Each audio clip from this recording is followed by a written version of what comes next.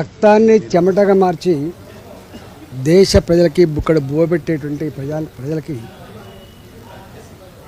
తన శక్తినంతా దారపోసిన జాతి, సంపద సృష్టించి అన్నిటికీ దూరమైన జాతి, అణచివేతకు గురైన జాతిని పైకి తీసుకురావాలన్నటువంటి కృతనిశ్చయంతో నమ్ముకున్న జాతిని, నమ్ముకున్న ఆశయాన్ని, గమ్యాన్ని ముద్దాడేంత వరకు ఎన్ని నిర్బంధాలను లెక్క చేయకుండా ఇవాళ ఆశయాన్ని ముద్దాడి ఆ క్రమంలోనే భారత ప్రధానమంత్రి యొక్క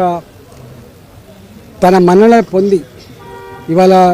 భారతదేశంలో అత్యున్నతమైన పురస్కారమైనటువంటి ఆ పురస్కారాన్ని అందుకొని ఇవాళ మళ్ళీ జాతి గౌరవం నిలబెట్టి, జాతి ఐక్యత నిలబెట్టి, జాతి కృషి చేస్తున్నటువంటి మందకృష్ణ మాదిగకి భారత ప్రభుత్వం అవార్డు ఇవ్వడం అనేది చాలా సంతోషదాయకం. నాకు తెలిసి ఇంత సుదీర్ఘకాలం పాటు నెల్సన్ మండేలా లాంటి మహనీయులు ఆనాడు ఆ దేశంలో ఆ జాతి కోసం ఎట్టయితే కొట్లాడినరో, ఇక్కడ కూడా అణగారిన వర్గాల జాతి బిడ్డల వాళ్ళ గొంతుకై,